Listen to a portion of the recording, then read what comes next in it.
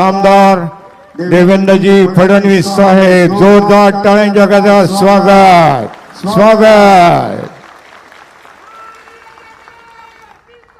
विजय असो। भारत माता की, भारत माता की। हिंदवी स्वराज्याचे सरसंस्थापक छत्रपती शिवरायांना मानाचा मुजरा करतो। लोकमाता अहिल्यादेवी होळकर यांच्या चरणी नतमस्तक होतो। भारतीय राज्य शिल्पकार भारतरत्न डॉक्टर बाबासाहेब आंबेडकर यांना वंदना अर्पित करतो। महात्मा ज्योतिबा फुले, क्रांतिज्योती सावित्रीबाई फुले, लोकशाहीर अण्णाभाऊ साठे अशा सगळ्या महापुरुषांना वंदन करून आज उरण ईश्वरपूर या नगरपालिकेच्या, अरे आवाज कमी करे बाबा, हे साऊंड होतो। उरण ईश्वरपूर या नगरपालिकेच्या निवडणुकीच्या निमित्ताने मंचावर उपस्थित असलेले आपल्या सर्वांचे लाडके नेते, मंत्रिमंडळातील आमचे सहकारी चंद्रकांत दादा पाटील, आमचे दुसरे सहकारी सदाभाऊ खोत, सुरेश भाऊ खाडे, सुधीर दादा गाडगे, सत्यजितराव देशमुख, विशेष या सभेमध्ये उपस्थित असलेले महाराष्ट्रातील एक अत्यंत ज्येष्ठ नेते आणि आमचे मार्गदर्शक माननीय अण्णासाहेब डांगे, या ठिकाणी मंचावर उपस्थित नीताताई केळकर, जयश्रीताई पाटील, मकरंदजी देशपांडे, सम्राटजी महाडिक, शेखरजी इनामदार, शरद लाड, सागर खोत, राहुल महाडिक, विक्रम पाटील, निशिकांतदादा पाटील, केदार पाटील, आनंदराव बापू पवार, संदीपराज पवार, चिमणभाऊ डांगे, प्रसाद पाटील, अनिताताई ओसवाल, मच्छिंद्र सक्टेसर आणि विशेष रूपाने या ठिकाणी उपस्थित आपले उरण ईश्वरपूरचे उमेदवार विश्वनाथ बापू डांगे, या ठिकाणी उपस्थित मंचावरील सर्व मान्यवर आणि उपस्थित सर्व भगिनी आणि बंधूंनो, मला अतिशय आनंद आहे की या शहराचं नाव उरण ईश्वरपूर झाल्यानंतर मी पहिल्यांदाच येतोय।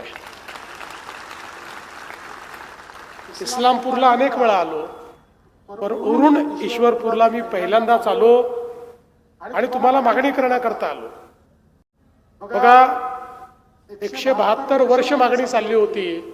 सातत्याने इथले लोक म्हणायचे की याचं नाव ईश्वरपूर करा। आम्ही निर्णय केला, नाव ईश्वरपूर केलं। लगेच इथले लोक आले, नुसतं ईश्वरपूर चालणार नाही, ते बदला आणि उरण ईश्वरपूर करा। आम्ही लगेच उरण ईश्वरपूर अशा प्रकारचं नाव या ठिकाणी केलं। आता तुम्ही मागितलं, आम्ही तुम्हाला नाव दिलं, आता आमची मागण्याची वेळ आहे। त्यामुळे आता तुम्ही आम्हाला या उरण ईश्वरपूरचा नगराध्यक्ष आणि इथले नगरसेवक निवडून द्या, म्हणजे पुढच्या काळामध्ये ज्या शहराचं नाव आपण बदललंय त्या शहराला या सांगली जिल्ह्यातलं एक उत्तम शहर म्हणून तयार करण्याचा प्रयत्न हा निश्चितपणे आम्ही करणार आहोत। बंधू भगिनींनो, आज मला याही गोष्टीचा आनंद आहे की आमचे मार्गदर्शक अण्णासाहेब डांगे या ठिकाणी मंचावर आहेत आणि विश्वनाथ बापूंना आम्ही उमेदवारी दिली। खरं म्हणजे अण्णासाहेब पक्षात आल्यानंतर त्यांनी काही मागितलं नव्हतं, किंबहुना कुठली अट न ठेवता ते आले होते। पण ज्यावेळी इथलं रिझर्वेशन पडलं त्यावेळी सगळी नेते मंडळी माझ्याकडे आली की बापूंनाच आपल्याला या ठिकाणी लढवायचं आहे आणि सगळ्यांनी मिळून तो निर्णय घेतला आणि आज मला अतिशय आनंद आहे की आपण हे काम या ठिकाणी करतो। बंधू भगिनींनो, निवडणुका हा लोकशाहीचा उत्सव आहे। भारतरत्न डॉक्टर बाबासाहेब आंबेडकरांनी आपल्याला संविधान दिलं, त्या संविधानाने आपल्याला लोकशाही दिली आणि या लोकशाहीमध्ये एक सुंदर अशा प्रकारची जी व्यवस्था आहे की ज्या व्यवस्थेमध्ये समाजातल्या प्रत्येक व्यक्तीला या संविधानाने एका मताचा अधिकार दिलाय. आपण बघा, टाटा, बिर्ला, अडाणी, अंबानी या प्रत्येकाला एकाच मताचा अधिकार आहे आणि तुम्हाला आणि मला देखील एकाच मताचा अधिकार आहे.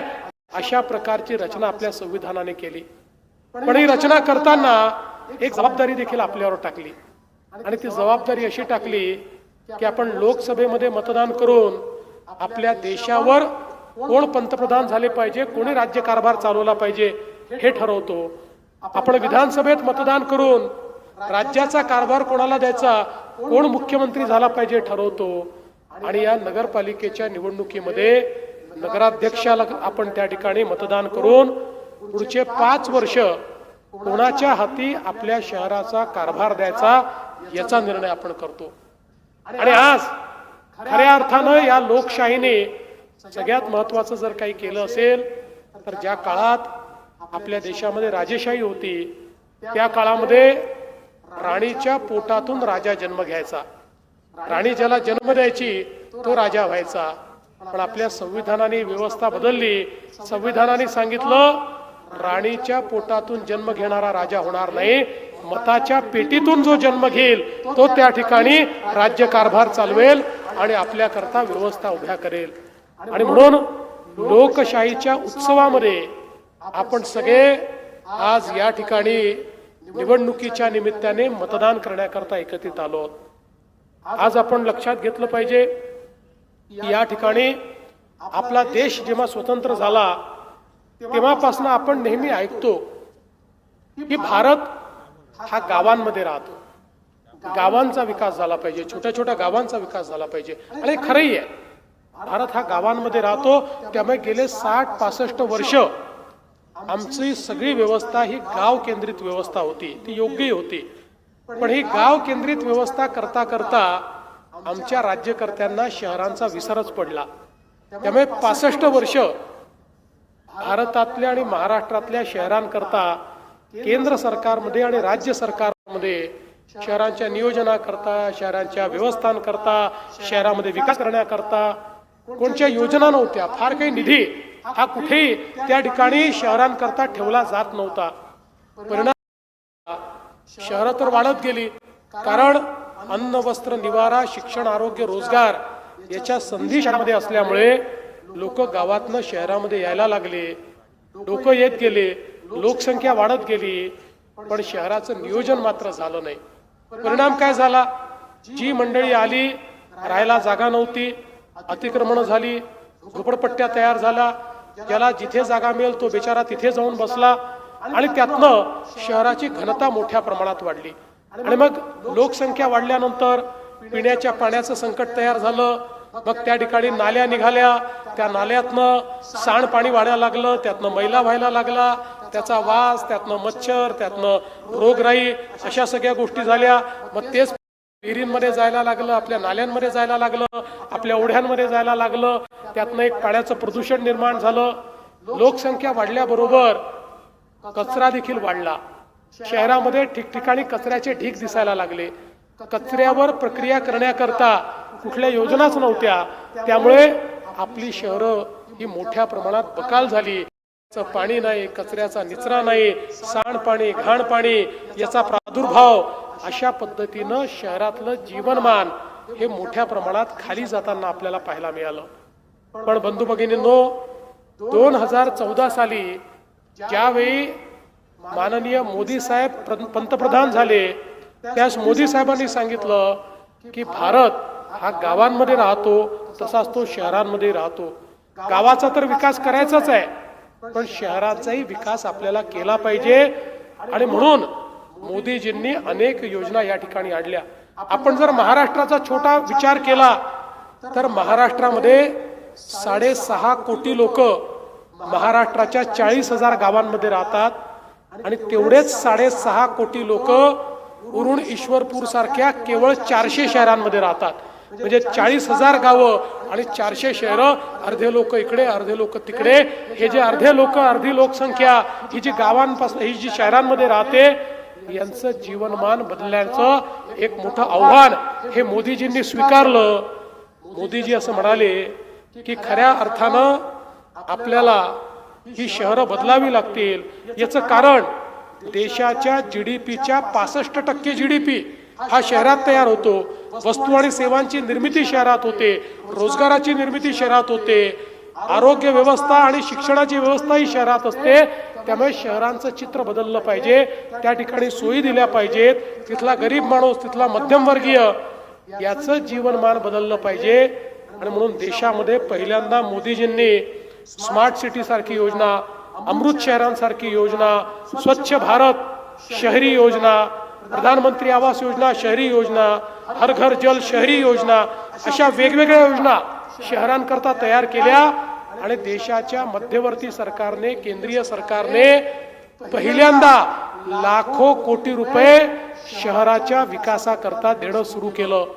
आपण जर विचार केला तर एकट्या महाराष्ट्राला या अमृत योजनेच्या माध्यमातून मोदी साहेबांनी 50,000 कोटी रुपये या ठिकाणी दिले.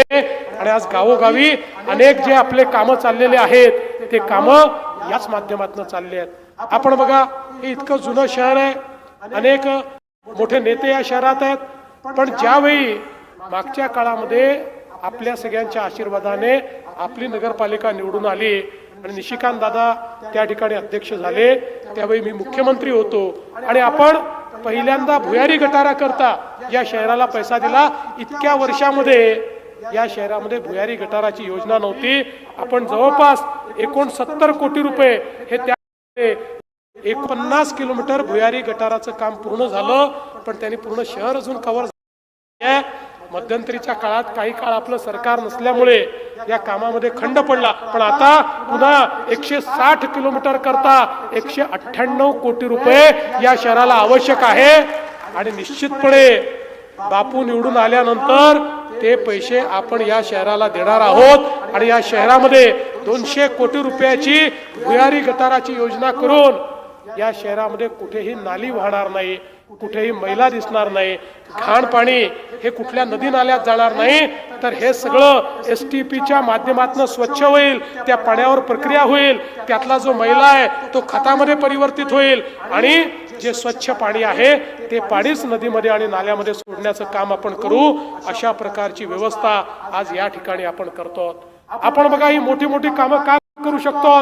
पूर्वीच्या काळामध्ये या ठिकाणी नगरपालिकांना पैसे देणे हा विषयच नव्हता, कारण राज्यकर्त्यांनी ते कधीच केलं नाही. पण आज आपल्या पाणी पुरवठ्याची योजना देखील या ठिकाणी तयार झाली. 24/7 ची योजना या शहराला आपण लागू करतो आणि जवळपास या ठिकाणी 123 कोटी रुपये त्या योजनेकरता आपण त्या ठिकाणी देणार आहोत. आणि जवळपास 27 MLD पाणी रोज या शहराला मिळेल. कारण मोदीजींनी आपल्याला सांगितलं, महाराष्ट्रातल्या प्रत्येक शहरामध्ये माता भगिनी रोज ज्यावेळेस नळ उघडेल त्यावेळेस तिच्या नळाला पिण्याकरता स्वच्छ पाणी हे मिळालंच पाहिजे.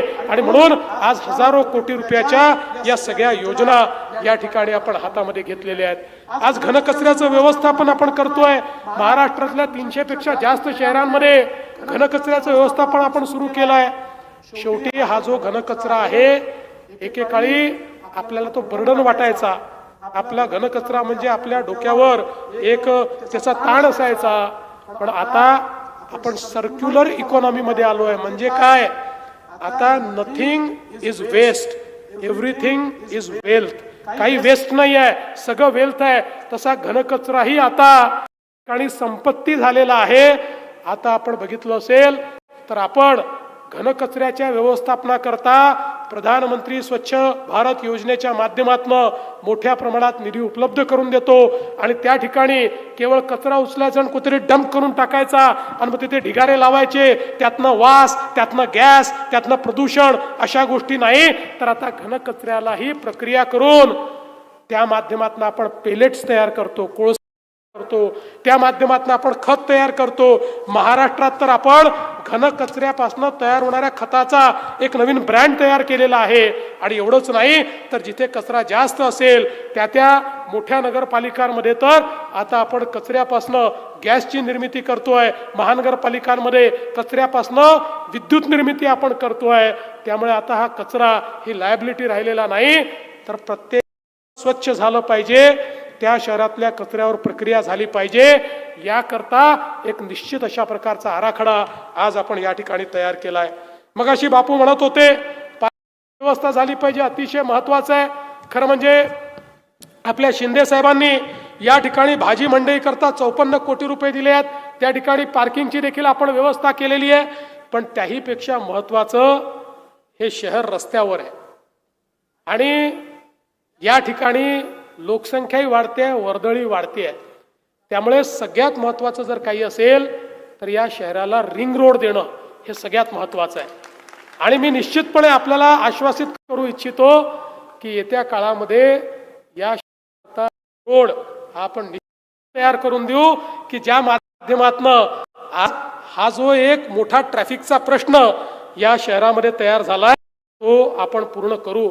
खरं म्हणजे पेठ नाक्यापासून तर इथपर्यंतचा जो रस्ता आहे तो रस्ता देखील आमच्या दादांनी पुढाकार घेतला आणि त्या ठिकाणी तो रस्ता चांगला करून घेतलाय. पण हा संपूर्ण रस्ता आपल्याला अतिशय चांगल्या दर्जाचा ठेवायचा आहे आणि म्हणून आपल्या गडकरी साहेबांनी देखील त्याकरता आपल्याला मोठी मान्यता दिलेली आहे.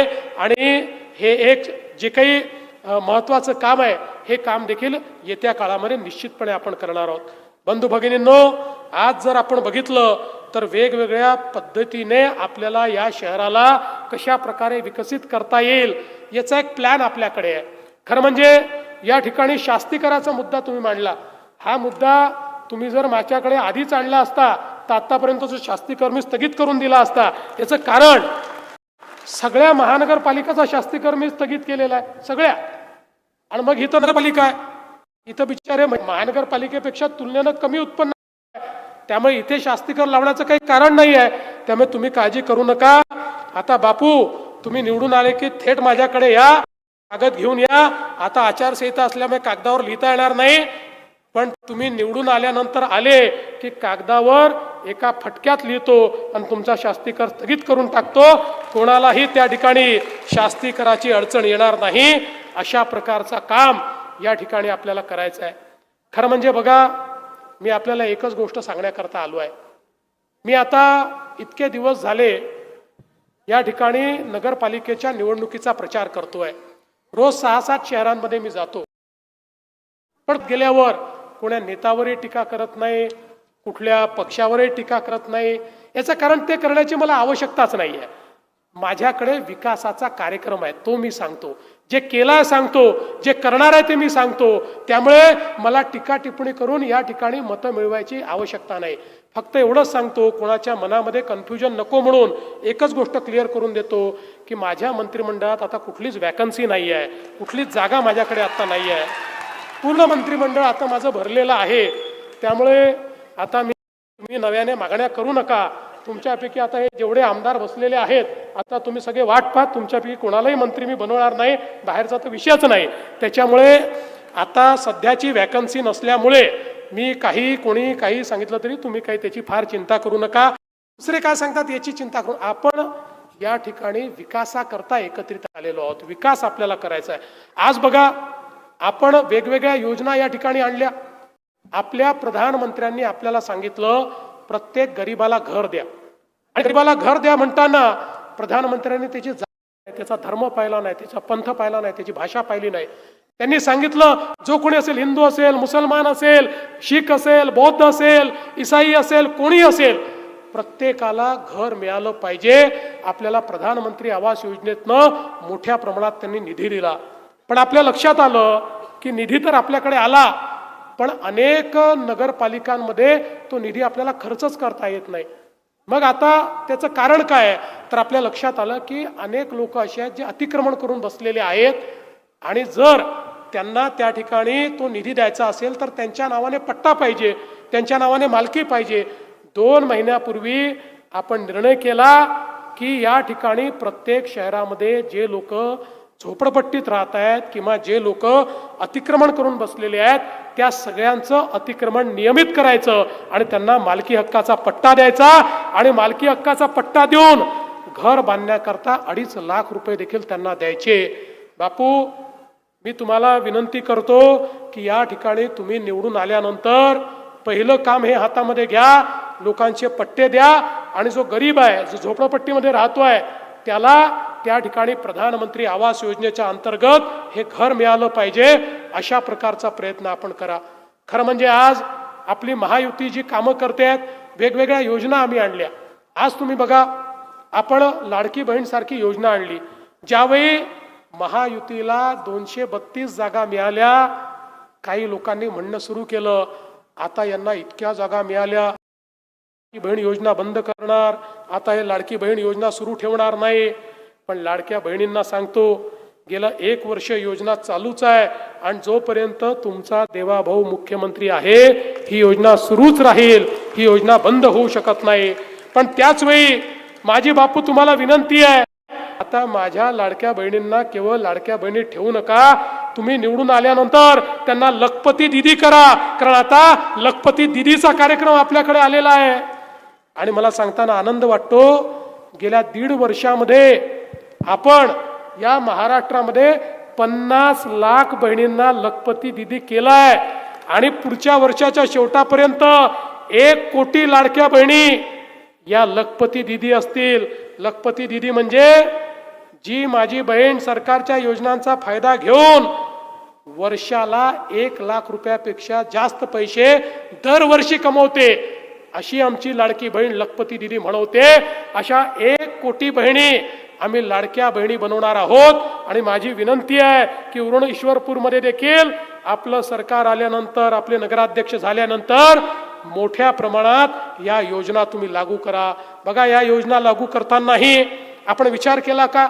अनेक लोक आमच्यावर आरोप लावतात, हा समाज तुम्हाला वोट देणार नाही, त्या धर्माचे लोक तुम्हाला वोट देणार नाही.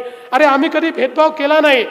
आम्ही या ठिकाणी कधी म्हटलं नाही की जी आमची लाडकी बहीण योजना आहे ती योजना फक्त एखाद्या समाजाला लागू आहे, एखाद्याच धर्माला लागू आहे. आमच्याकडे भेदभाव नाही आहे. आमचं एकच म्हणणं असतं की जो व्यक्ती या भारताला आपला भारत मानतो, जो या ठिकाणी भारताच्या कल्याणाचा विचार करतो आणि भारताच्या तिरंग्याचा मान म्हणजे माझा मान आहे असं जो व्यक्ती समजतो, अशा प्रत्येक व्यक्तीचा या ठिकाणी उत्थान करणं आणि त्याच्या जीवनामध्ये विकास करणं हे आमचं कर्तव्य आम्ही समजतो.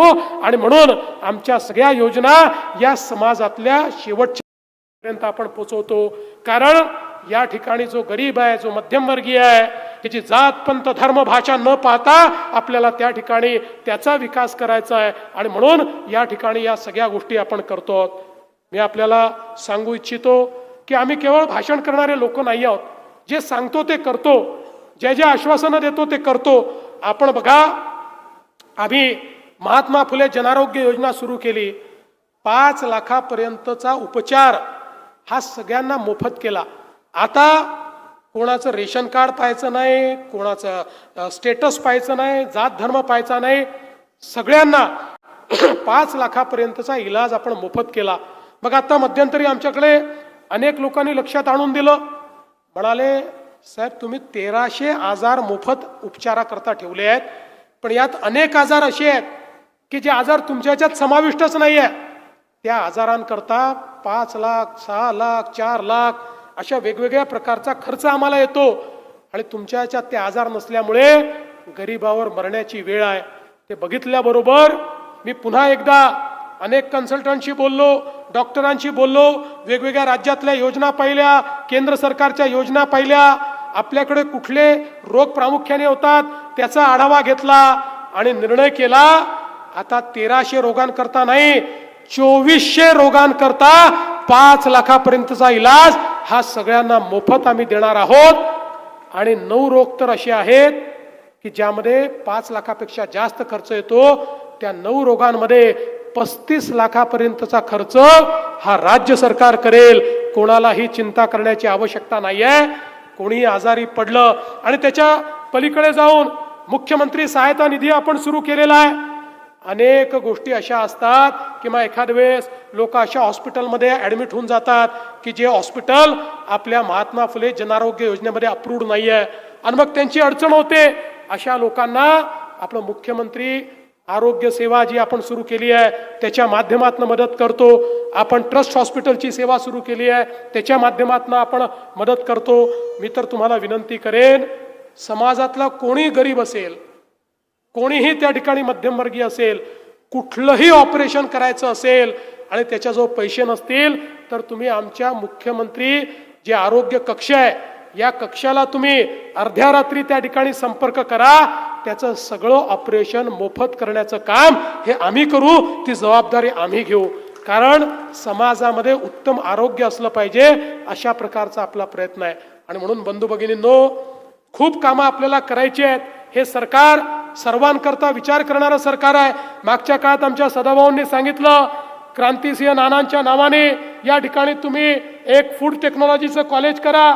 तात्काळ आम्ही ते कॉलेज त्या ठिकाणी केलं. आता आपले शेतकरी ज्यावेळेस अडचणीत आले त्यावेळेस शेतकऱ्यांना 32,000 कोटी रुपयाचं पॅकेज आपण त्या ठिकाणी दिलं. आणि एवढंच नाही तर शेतकऱ्यांना मोफत वीज ही आपण देतो आहे. ती पण योजना 5 वर्ष आम्ही बंद करणार नाही. शेतकरी असो, कामकरी असो, मजूर असो, प्रत्येकाच्या जीवनामध्ये परिवर्तन करण्याकरता हे सरकार या ठिकाणी काम करत आहे.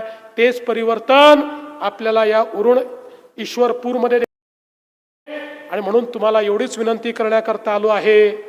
येत्या 2 तारखेला जिथे कमळ असेल तिथे कमळ, जिथे धनुष्यबाण असेल तिथे धनुष्यबाण, जिथे घड्याळ असेल तिथे घड्याळ, या तिन्ही चिन्हांवर आपण बटन दाबावी.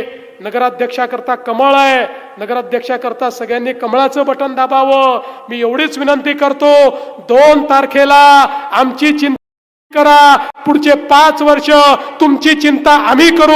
या उरुण ईश्वरपूरला 1 पैसाही कमी पडू देणार नाही. इथल्या योजना पूर्ण करण्याची सगळी जबाबदारी मी स्वतः या ठिकाणी घेतो आणि माझं बोलणं संपवतो. धन्यवाद. जय हिंद, जय महाराष्ट्र. धन्यवाद. नव उरुण ईश्वरपूर वाहणार विकासाची गंगा या शानदार प्रचारसभेचे आभार व्यक्त करतील माननीय केदार पाटील दादा, तालुका अध्यक्ष राष्ट्रवादी काँग्रेस पार्टी. उरुण ईश्वरपूरच्या या विराट सभेस उपस्थित राहिल्याबद्दल महायुतीतर्फे महाराष्ट्राचे मुख्यमंत्री आदरणीय देवेंद्र फडणवीस साहेब, मंत्री चंद्रकांत पाटील दादा, व्यासपीठावर